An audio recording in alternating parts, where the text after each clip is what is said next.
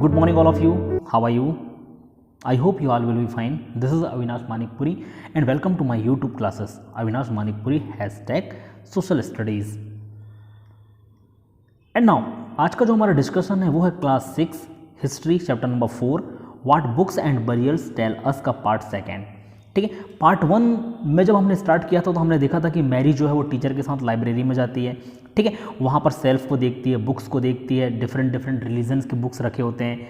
ठीक, फिर इसके बाद हमने यहाँ पर देखा था संस्कृत एंड अदर लैंग्वेजेस के बारे में और उनकी फैमिली के बारे में हमने स्टडी किया था। ठीक है, फिर हिस्टोरियन स्टडी द ऋग्वेद हमने पढ़ लिया था और साथ में हमने यहाँ पर एक कन्वर्सेशन पढ़ा था जो कि विश्वामित्र और दो नदियों के बीच में हुआ था। ठीक है, तो यहाँ तक मैंने आपको समझा दिया था। आज का जो हमारा पार्ट है वीडियो का वो स्टार्ट होगा कैटल्स, हॉर्सेस एंड चैरियोट्स से। ठीक है, कैटल, अब कैटल का मतलब आप सभी जानते होंगे कि कैटल का मतलब क्या होता है। देखिए, कैटल जो पालतू पशु होते हैं बेटा उनको कैटल कहा जाता था, जैसे गाय, भैंस, बकरी। ठीक है, फिर हॉर्सेस यानी आप हॉर्सेस का मतलब भी जानते हैं कि घोड़े होते थे। एंड चैरियोट्स रथ को कहा जाता था। ठीक है, कि जो घोड़ों के द्वारा खींचे जाते थे। तो इन्हीं के बारे में जो डिस्कशन है हम देखते हैं इस पैराग्राफ में लिखा क्या है वन बाय वन। ठीक है, तो देखिए सबसे पहले लिखा है कि there are many prayers in Rigveda for cattles, children, specially son and horses. कि ऋग्वेद में बहुत सारे प्रेयर्स हैं जो कि कैटल के लिए हैं, चिल्ड्रन के लिए हैं, बेसिकली जो सन होते थे यानी पुत्र होते थे उनके लिए, एंड हॉर्सेस यानी घोड़ों के लिए। Horses were yoked to chariots that were used in battle. कि हॉर्सेस का जो काम होता था वो चैरियट्स को यॉक करने का काम होता था। यॉक का मतलब होता है खींचना। ठीक है, जो कि बैटल फील्ड में यूज़ किए जाते थे। विच वर फॉट टू कैप्चर कैटल। ठीक है, कि यहाँ पर क्या था कि विच वर फॉट टू कैप्चर कैटल, कि बेसिकली जो युद्ध होते थे कैटल को, जो कैटल्स होते थे यानी पालतू पशु होते थे उनको कैप्चर करने के लिए, कि जैसे मैंने किसी से युद्ध किया तो उनके जितने भी पालतू पशु होंगे उन सबको मैं कैप्चर करके अपने साथ ले आऊँगा। नाउ द नेक्स्ट लिखा है कि battles were also fought for land which was important for pasture and growing hardy crops that ripened quickly such as barley. ठीक है, तो कभी कभी यहाँ पर बात ये हुई कि ये जो क्रॉप्स थे, ठीक है, क्रॉप्स यहाँ पर एक बर्ली क्रॉप्स का नाम यूज़ किया गया है। तो यहाँ पर आप देखेंगे जहाँ पर लिखा है कि विच वॉज, ये वाली लाइन जो थी कि battle were also fought for land, कि बैटल जो था वो लैंड के लिए भी किया जाता था, लैंड को लेने के लिए यानी ज़मीन हड़पने के लिए। ठीक है, जो कि इंपॉर्टेंट किस लिए होता था, पास्चर। ठीक है, पास्चर का मतलब होता है चारागाह, कि ऐसी ज़मीन जिसमें चारागाह हो, जहाँ पर जानवरों को आसानी से चारा खिलाया जा सके। And growing hardly crops that ripened quickly, और ऐसे क्रॉप ग्रो होते हों लैंड में वो जो बहुत जल्दी ग्रो कर जाएँ और जल्दी पक जाए और जल्दी से उनको काटा जा सके। सच एज बर्ली, बर्ली का मतलब होता है जौ। ठीक है, some time battles were fought for water and to capture people. कभी कभी ये जो बैटल था वो वाटर के लिए भी होता था और लोगों को कैप्चर करने के लिए भी होता था। नेक्स्ट पैराग्राफ में देखेंगे ये वाली पैराग्राफ। ठीक है, कि जहाँ पर लिखा है कि some of the wealth that was obtained was kept by the leaders, some was given to the priest and the rest was distributed amongst the people. कि कुछ धन, युद्ध यदि बैटल हुआ, युद्ध हुआ, तो जो भी पैसा जीता जाता था, जो भी धन जीता जाता था, तो उसका कुछ पार्ट जो होता था जो लीडर्स होते थे यानी जो सरदार होते थे वो रख लेते थे। Some was given to priest यानी कुछ पंडितों को दे दिया जाता था। And rest was distributed amongst people, और जो बचा हुआ धन था वो लोगों में डिस्ट्रीब्यूट कर दिया जाता था। Some wealth was used for the performance of yajnas. देखिए, ये वर्ड जो आया है यजना, यजना का मतलब यज्ञ होता है। ठीक है, और नीचे जब हम सेक्रीफाइस के बारे में पढ़ेंगे, ये सेक्रीफाइस का मतलब भी यज्ञ ही होता है। ठीक है, दोनों वर्ड्स का मतलब एक ही है। तो लिखा है कि wealth was used for the performance of yajnas और sacrifice in which offering were made into the fires. ठीक है, कि आग में कुछ चीज़ों को डाला जाता था यज्ञ करते समय। तो ये जो धन होता था, ठीक है, इसमें से यदि हमने अनाज जीता तो वो भी डाला जाता था इसमें। जैसे यहाँ पर लिखा है, देखेंगे आगे कि these were meant for gods and goddess, offering could include ghee, grain and in some cases animals. ठीक है, कि ये किस लिए किया जाता था बेटा, कि गॉड और गॉडेस, देवी और देवताओं के लिए किया जाता था। ठीक है, जहाँ पर जो यज्ञ होता था वो घी डालते थे, ग्रेन्स यानी अनाज डालते थे, और कभी कभी एनिमल्स को भी डाला जाता था यज्ञ में।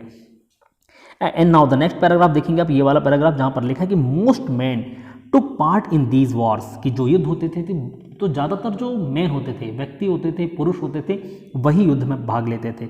There was no regular army, कि उस समय वहाँ पर आर्मी नहीं होती थी लोगों की, but there were assembly where people met and discuss matter of war and peace, कि फिर लेकिन एक असेंबली कराई जाती थी, एक सभा ऑर्गेनाइज कराई जाती थी जहाँ पर लोग मिलते थे और डिस्कस करते थे वार के बारे में, ठीक है, और पीस के बारे में कि युद्ध यदि करना है तो कैसे करना है और शांति यदि लेके आनी है तो कैसे लानी है। They also choose leader who were often brave and skilful warrior, और ये लोग अपना लीडर खुद चुनते थे जो कि स्किलफुल हो, वॉरियर यानी अच्छा योद्धा हो, ठीक है। अब हम आते हैं नीचे जहाँ पर लिखा कि वर्ड टू डिस्क्राइब पीपल, कि बेसिकली यहाँ पर डिस्क्राइब पीपल का मतलब ये होता है कि लोगों की विशेषता बताने वाले कुछ वर्ड्स होते थे, उन्हीं को लिखा गया वर्ड टू डिस्क्राइब पीपल। तो देखेंगे यहाँ लिखा कि there are several ways of describing people in terms of the work they do, the language they speak, the place they belong to, their family, their communities and cultural practice, ठीक है। तो यहाँ पर लोगों को डिस्क्राइब करने के लिए कई तरीके बताए, जैसे कुछ टर्म्स हैं यहाँ पर लिखा है कि वर्क दे डू, कि लोग जैसे काम करते थे, द लैंग्वेज दे स्पीक, कि लोग कैसी भाषा बोलते थे, the place they belong to, कि किस प्लेस से वो बिलोंग करते थे, उनकी फैमिली कैसी थी, उनकी कम्युनिटी कैसी थी, उनका कल्चर कैसा था, ठीक है। फिर यहाँ पर देखेंगे नीचे कि let us see some of the word use to describe people and found in the Rigveda, कि ऋग्वेद में कुछ वर्ड्स हैं जहाँ पर इन लोगों को डिस्क्राइब किया गया है, ठीक है। तो ये वाले पैराग्राफ देखेंगे, यहाँ पर लिखा है कि there are two groups who are describe in terms of their work, कि दो ग्रुप थे जिनके काम के अकॉर्डिंग उनको डिस्क्राइब किया गया।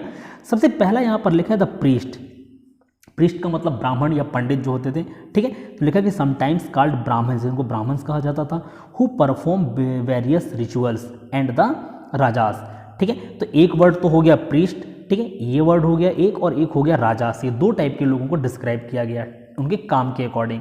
नीचे वाले पैराग्राफ में देखेंगे जहाँ लिखा है these rajas were not like the one you will learning about later, ये उन राजाओं से अलग हैं जिनके बारे में आप आगे पढ़ेंगे।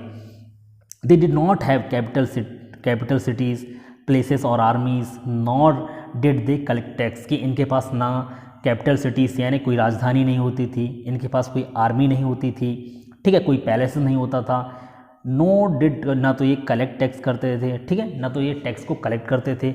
Generally sons did not automatically succeed father as rajas, और ज़्यादातर हम देखते हैं कि राजा का बेटा ही राजा होता है, लेकिन इस समय जो राजा होते थे उनके जो सन होते थे उनको, ठीक है, ऑटोमेटिकली राजा का पोस्ट नहीं मिलता था। आप देखिए नीचे लिखा है कि रीड द प्रीवियस सेक्शन, ठीक है, ये वाली लाइन देखिए जहाँ लिखा है कि read the previous section once more and see whether you can find out what the raja did. इन्होंने बोला कि प्रीवियस सेक्शन को आप फिर से पढ़िए और ये फाइंड करने की कोशिश कीजिए कि राजा क्या करते थे। इसके बाद है two words were use to describe the people the community as whole, one was the word jana which we still use in Hindi and other languages, ठीक है, कि और भी कुछ वर्ड्स हैं जहाँ पर एक वर्ड ये जन आया जिसका मतलब लोग होता है, ठीक है, जो हिंदी और अदर लैंग्वेजेस में यूज़ किया जाता है। फिर लिखा है कि the word Vysya come from wish, जो अदर वर्ड था विश, ये लिखा है, ठीक है, ये विश जो अदर वर्ड था विश, वो कहाँ से आया, वो आया वैश्य से, ठीक है, come from wish. You will learn more about this in chapter 5, chapter 5 में हम इसके बारे में और पढ़ेंगे। फिर यहाँ पर लिखा है नीचे वाले पैराग्राफ में देखेंगे several wish or jana are mentioned by name, so we find reference to the Puru jana or wish, the Bharat jana or wish, the Yadu jana or wish and so on, कि कुछ word जो हैं mention किए गए हैं, ठीक है, जो चले आ रहे थे पहले से, जैसे पुराने लोगों को बोलते थे पुरु जना या विश कहा जाता था, तो कुछ चीज़ें दी हुई हैं यहाँ पर। फिर नीचे वाले पैराग्राफ में लिखा है कि do any of these name sound familiar, क्या इनमें से कोई नाम आपको फैमिलियर लग रहा है, जाना पहचाना लग रहा है, ठीक है। चलिए अब हम देखेंगे इस वाले पैराग्राफ में जहाँ पर लाइन स्टार्ट होती है यहाँ से कि some time the people who composed the hymns describe themselves as Aryas and called their opponents Dasas और दस्यूस, कि जो लोग, ठीक है, इन्होंने बोला कि जो लोग हाइम्स यानी भजन को कंपोज करते थे उनको वो अपने आप को आर्यास कहते थे, ठीक है, और जो अपने अपोनेंट्स थे यानी जो उनके विरोधी लोग थे उनको दासास या दस्यु कहा जाता था, यानी एक्चुअली दास कहा जाता था। These were people who did not perform sacrifice, कि ये कौन लोग होते थे, ये दास, ठीक है, वही वो लोग थे जो यज्ञ को परफॉर्म नहीं करते थे। यहाँ क्लियरली लिखा है कि were people who did not perform sacrifices, कि जो यज्ञ को परफॉर्म नहीं करते थे वही ये दास या दस्यु होते थे। लेटर द टर्म दासा एंड द फेमाइन दासी, यानी दास और दासी, केम टू मीन स्लेव, कि इनका मतलब बाद में चलकर गुलाम हो गया। ठीक है, स्लेव का मतलब होता है गुलाम। Slaves were women and men who were often captured in war, कि ये लोग वो मैन या वोमेन होते थे जिनको वार में कैप्चर किया जाता था, यानी युद्ध में इनको जीत कर लाया जाता था। They were treated as the property on their owners, और इनको एक प्रॉपर्टी के तौर पर इनके ऑनर जो थे वो ट्रीट करते थे कि ये हमारी प्रॉपर्टी हैं। Who could make them do whether work they wanted, कि इनसे वो काम कराते थे जो वो चाहते थे, और जहाँ चाहते थे वहाँ पर इनको काम करना पड़ता था। While the Rigveda was being compose in the north west of subcontinent, कि जब सब कॉन्टिनेंट के नॉर्थ वेस्ट में ऋग्वेद कंपोज किया जा रहा था, तो उसी समय लिखा कि there were other development elsewhere, कि ठीक है एल्सवेयर यानी दूसरी जगह एक अलग टाइप का डेवलपमेंट हो रहा था। Let us look at some of these, कि हम उनमें से कुछ के बारे में जानने की कोशिश करते हैं। सबसे पहला यहाँ पर लिखा है कि साइलेंट सेंटिनल्स। ठीक है, सेंटिनल्स का मतलब होता है प्रहरी। ठीक है, यानी पहरा देने वाले जो लोग होते हैं उनको सेंटिनल्स कहा जाता है। The story of megalith, megalith यानी पत्थरों का युग जो होता था वो मेगालिथ कहलाता था। ठीक है, बेसिकली ये महापाषाण, महापाषाण का मतलब होता है बेटा बड़े बड़े पत्थर। ठीक है, ये उन्हीं के बारे में था महापाषाण। तो देखेंगे हम इसके बारे में लिखा है कि look at the illustration on the next page. Illustration का मतलब कुछ चित्र डायग्राम्स होते हैं, ठीक है, जो कि आपको आगे के पेज में दिखाए जाएंगे। एंड लिखा है यहाँ पर नीचे वाले पैराग्राफ में देखेंगे कि these stone boulders are known as megalith, literally big stone, की इन्हीं स्टोन को मेगालिथ या बड़े स्टोन्स कहा जाता था। These were carefully arranged by people and were used to mark burial site, कि इनको लोगों के द्वारा केयरफुली अरेंज किया जाता था। ठीक है, and were used to mark burial site, burial site. ठीक है, मैंने चैप्टर के स्टार्टिंग में ही बताया था कि बरियल्स क्या होते हैं, बरियल्स कब्र को कहा जाता था। ठीक है, तो कब्र बनाने के लिए इन बड़े बड़े बोल्डर्स का यूज किया जाता था। फिर लिखा है कि the practice of creating megalith begin about 3000 year ago, की मेगालिथ का जो यानी पत्थरों का जो यूज था बरियल्स बनाने का लगभग 3000 ईयर पहले ये शुरू किया गया था। And was prevalent through out the Deccan, south India, in the north east and Jammu Kashmir. ठीक है, जो कि कहाँ कहाँ पर चलन में था, कि डेक्कन यानी दक्षिण का जो इलाका था, ठीक है, साउथ इंडिया, पूरे साउथ की बात कर रहा है, साउथ इंडिया की, फिर north east and Jammu and Kashmir का जो इलाका था वहाँ पर ये चीज़ें प्रैक्टिस में लाई गई थी। अब हम आते हैं नेक्स्ट पेज पर, जहाँ पर देखिए ये कब्र बना हुआ है। ठीक, इसके बारे में लिखा है, देखेंगे यहाँ पर कि दिस टाइप ऑफ, ये वाला जो कॉलम है आप इसको देखें, जहाँ पर लिखा है कि this type of megalith is known as cists. ठीक है, सिट्स का मतलब आप समझ सकते हैं कि सिट्स का मतलब होता है बड़े बड़े स्टोनों से जो कब्र्स बनाई जाती थी। ठीक है, some cist like one shown here have porthole, porthole का मतलब बड़ा छेद, which could be used as an entrance, की जहाँ पर इसका यूज़ अंदर जाने के लिए किया जाता था। फिर आप देखेंगे यहाँ पर लिखा हुआ है कि some important megalith site are shown on map 2, कि कुछ यदि इंपॉर्टेंट मेगालिथ देखेंगे आप तो वो मैप 2 जो कि हम पहले पढ़ चुके हैं उस पर है। While some megalith can be seen on the surface. ठीक है, जहाँ पर फिर आपको देखेगा कि कुछ जो है कुछ मेगालिथ सरफेस पर हैं, other megalith burials often underground, और कुछ आपको अंडरग्राउंड भी मिलेंगे। Some time archaeologist find a circle of stone boulders और a single large stone standing on the ground, these are the only indication that there are burials beneath. ठीक है, कभी कभी आर्कियोलॉजिस्ट को, अब देखेंगे ये वाला पैराग्राफ, कि कभी कभी जो आर्कियोलॉजिस्ट था, यहाँ पर लिखा है कि sometime archaeologist find a circle of stone boulders, कि कभी कभी जो आर्कियोलॉजिस्ट थे उनको, ठीक है, क्या मिलता था, सर्कल ऑफ स्टोन बोल्डर्स, की स्टोन बोल्डर्स का सर्कल मिलता था। ठीक है, और single large stone stoning on the ground, या फिर सिंगल जो लार्ज स्टोन थे, ठीक है, वो ग्राउंड पर मिलते थे। And these are the only indication there are burials beneath, और यही इंडिकेशन था, ठीक है, बरियल्स के लिए। नेक्स्ट पैराग्राफ में लिखा है कि देयर वर सेवरल थिंग्स, ये वाला पैराग्राफ देखेंगे जहाँ पर लिखा हुआ है कि there were several things that people did to make megalith, की बहुत सारी चीज़ें थी जो लोग मेगालिथ बनाने के लिए करते थे। जैसा लिखा कि we have made a list here, कि यहाँ पर एक लिस्ट प्रिपेयर की गई है और आपसे कहा गया कि try and arrange them in correct order, आपको करेक्ट ऑर्डर में इनको अरेंज करना है। जैसे डिगिंग पिट्स यानी गड्ढा खोदना, in the earth, transporting stone को ट्रांसपोर्ट करना, ब्रेकिंग बोल्डर्स को तोड़ना, प्लेसिंग स्टोन इन पोजीशन, कि स्टोन को उनकी पोजीशन पर प्लेस करना, फाइंडिंग सुटेबल स्टोन यानी जो स्टोन लगाया जा सके ऐसे स्टोन की फाइंडिंग करना, सेपिंग स्टोन फिर स्टोन को सेप देना, फिर यहाँ पर लिखा है कि बैरिंग द डेड और डेड बॉडी के ऊपर एक कवर बनाना। ये अनऑर्डर्स यहाँ पर सिचुएटेड हैं, आपको इनको ऑर्डर में सिचुएट करना है।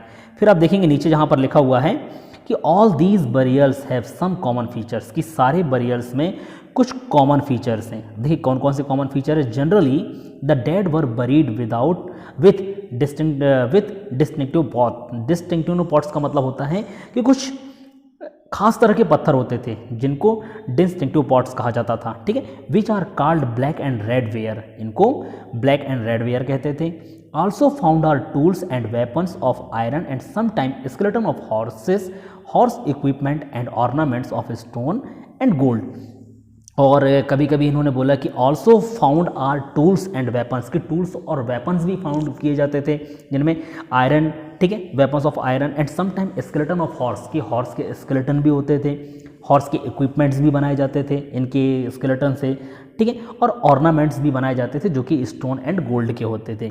अब देखिए यहाँ पर लिखा हुआ है कि was iron used in the Harappan city, की क्या आयरन का यूज़ हड़प्पा सिटी में होता था, आपने पहले पढ़ा हुआ है तो आपको फाइंड करके बताना है। देखिए अब ये इस डायग्राम के बारे में क्या लिखा है कि iron equipment found from megalith burials, की ये आयरन का इक्विपमेंट, देखिए कुछ आयरन के इक्विपमेंट्स हैं, ठीक है, आयरन के हैं या फिर हॉर्स के हो सकते हैं। तो जब सबसे लेफ्ट टॉप में, यानी लेफ्ट टॉप ये है जहाँ पर लिखा है हॉर्स इक्विपमेंट, की हॉर्स के लिए इक्विपमेंट था। फिर लेफ्ट बिलो यानी ये इसका ये एक्सेस यानी कुल्हाड़ी हुआ करते थे इस तरीके से। और ये वाली इमेज आप देखिए जिसके बारे में लिखा है ड्रैगर, ठीक है, जो कि एक कटार हुआ करता था। तो ये कुछ चीज़ें हैं जो आपको पढ़नी है, ठीक है। इसके बाद जो हम देखेंगे, वीडियो काफ़ी लंबी हो रही है तो आज के लिए बस मैं इतना ही करूँगा, ठीक है। नेक्स्ट पार्ट में इस चैप्टर को मैं कंप्लीट कर दूँगा। तो जो नेक्स्ट पार्ट होगा इस चैप्टर का वो होगा finding out about social differences, were some burials spot mean to certain families a special burials at Inamgaon. इसके बाद ये चैप्टर यहाँ पर आपका क्लोज हो जाएगा, ठीक है। तो आज के लिए बस इतना ही। Thank you so much and thanks for watching this video.